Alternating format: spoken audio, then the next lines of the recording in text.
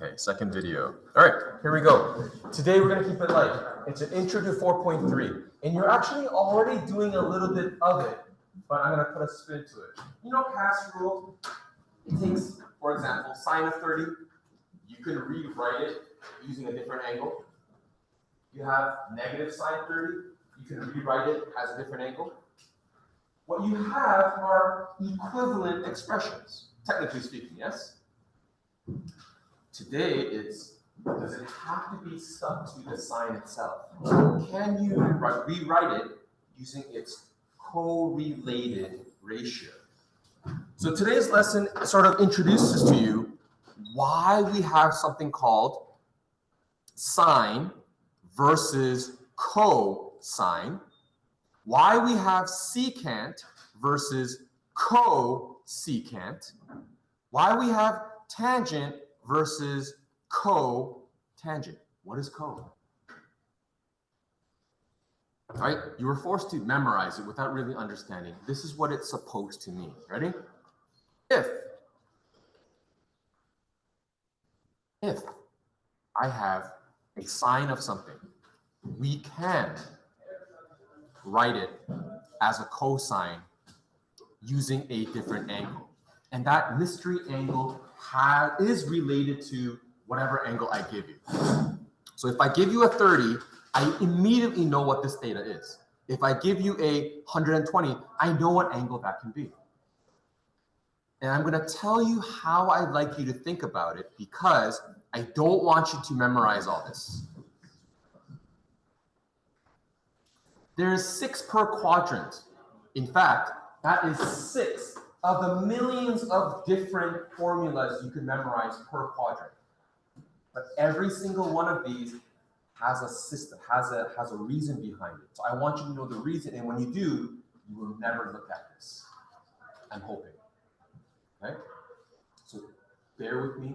I'll give you a taste of it today. We'll go more into it tomorrow, and we'll practice. Do you want to memorize this? Probably not.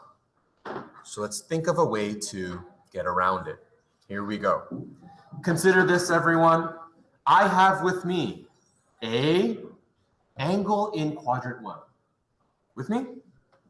What is the adjacent side for angle A? Come on. X, Y, R. Come on. X. Thank you. My goodness. X. And the opposite side? A little bit more quiet. And the hypotenuse is R. That's good.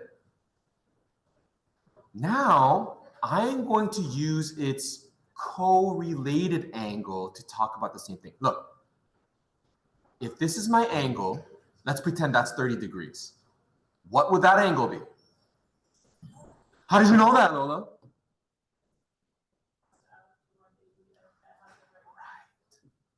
It has to add to 180, but let's make it simpler. Every 90-degree triangle, right? You can take that out, leaving these two to add up to 90. So A and angle B, they are related to it. They are correlated angles. But more than thinking about it this way, I like to think about it like so. Ready? I am going to draw, if that's my point right there, that's my XY. I am going to draw an imaginary line parallel to the x-axis, creating a triangle with respect to the y-axis, not the x. So if the angle here is A, what is the correlated angle with respect to the y-axis? If we follow the previous example, that angle would be 60. If I didn't follow the example, what letter would I give it? Angle B. So angle A and angle B are related because they're, what's the grade 9 term? Complementary angles. They add up to a 90. Okay, so angle here, together, 90 degrees. That also plays a role in its ratios. So if we were talking about angle B, remember that dotted line is x. This height of triangle is y. Look at angle B here, please. What is the adjacent side from angle B? The y. And the opposite, x. And the hypotenuse, r. What happens? Right? They switch. Let's go further. Okay, I already have it down here, so you don't have to write it per se. But sine of alpha is equal to opposite over hypotenuse. What is opposite? Y. What is hypotenuse? R. Sine of beta is opposite over hypotenuse. What is it? Oh, sorry, not sine. Cosine of beta is adjacent over hypotenuse, which is y over r. Sine of one angle is the same as cosine of the correlated angle. Do you see why it's called sine versus cosine? Because they're the same as long as the angles are related to each other. That's it. That's the intro to our lesson.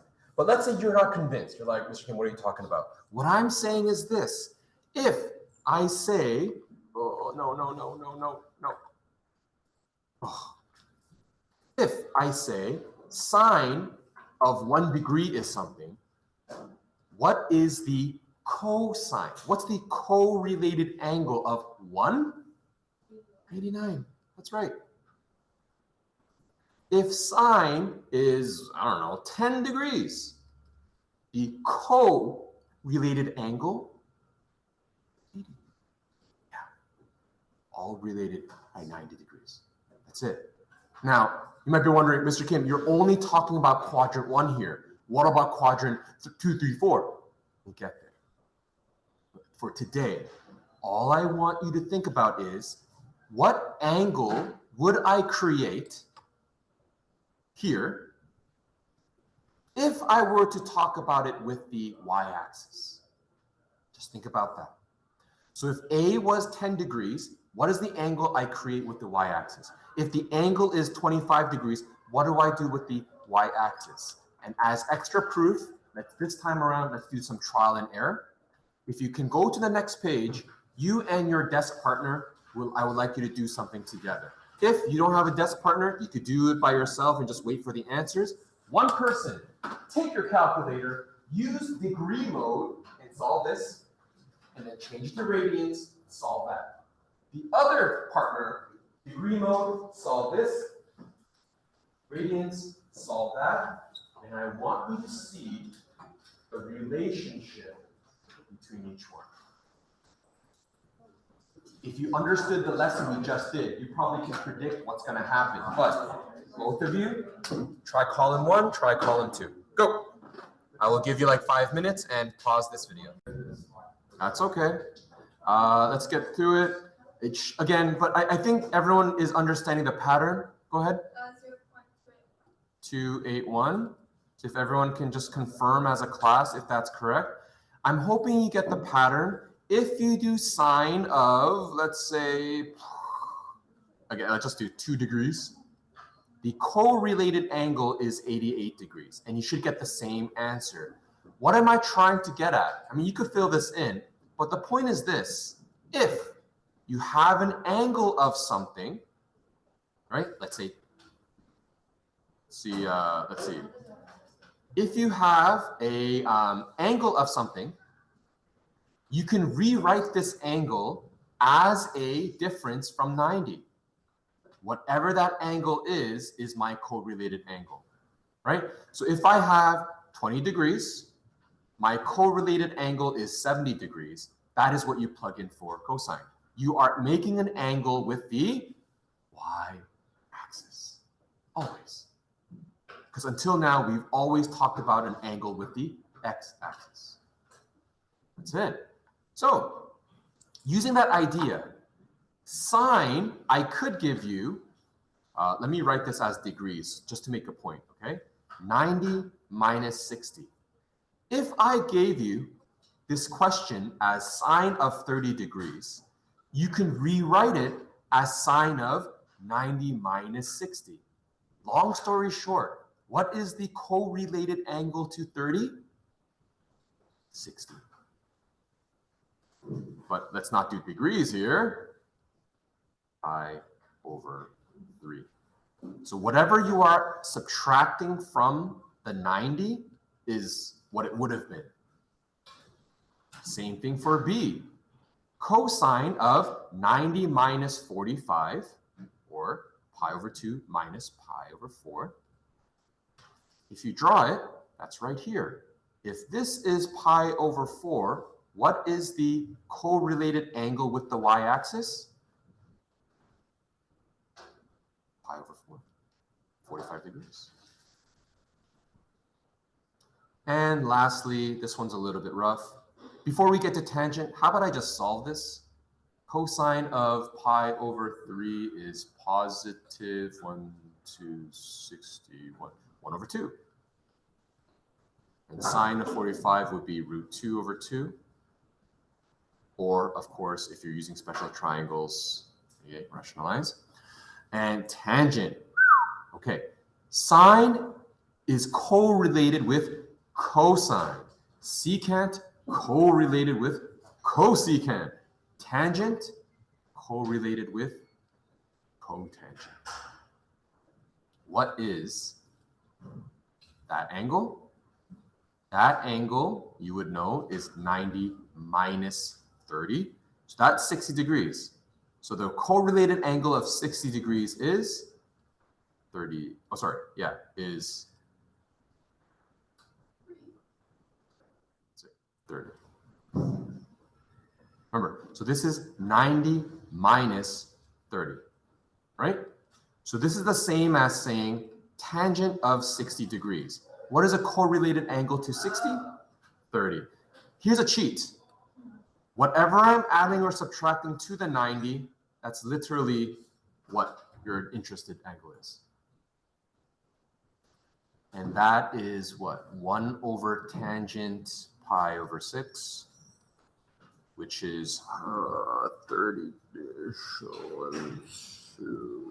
degrees. 30 degrees would be 1 over root 3.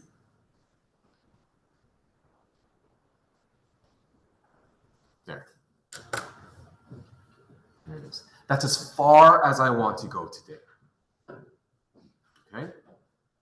Long story short, if you have an angle with the x-axis, what is its correlated angle with respect to the y-axis? And you should be able to, you should feel comfortable switching from sine to cosine, tangent to cotangent, secant to cosecant. They're all of that same page. If you understand that, you have essentially memorized all this. You've already memorized it. Okay, so next question is, what do you do with this one, and this one? I'll get to it. But I will still say, you're trying to find the angle with respect to the y-axis. If you can remember that, the rest is very easy. Okay, so focus on the quiz tomorrow, not on 4.3. Once we're done the quiz, we'll revisit this and complete this lesson. And go home. Question? Rearrange cotangent pi over 6. This one? Sure. Okay. So tangent let's write it here. Tangent of pi over 2 minus pi over 6. Sometimes it's easier to write it as 90 minus 30. So that's tan of 60. Let me draw it out. What is the angle with respect to y? 30. So the part after when you got cotangent pi over 6, and then you solved it to get your. Oh, Okay, so from here to here. Oh, okay, so let's erase all that then. The question was, how do we go from here to here? Well, I essentially left out the 1. I left the 1 in the numerator, and I just solved this using special triangles. So tangent of pi over 6 is the same as tangent of 30 degrees, 1, 2, root 3. Opposite over adjacent is 1 over root 3. Which means 1 divided by 1 over root 3, which means 1 times root 3 over 1, which is just that. Okay?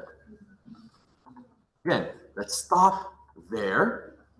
That's a taste of equivalent expressions. Focus on your quiz tomorrow. And that's that. Stop? Yes. Yeah, sure, I can do that.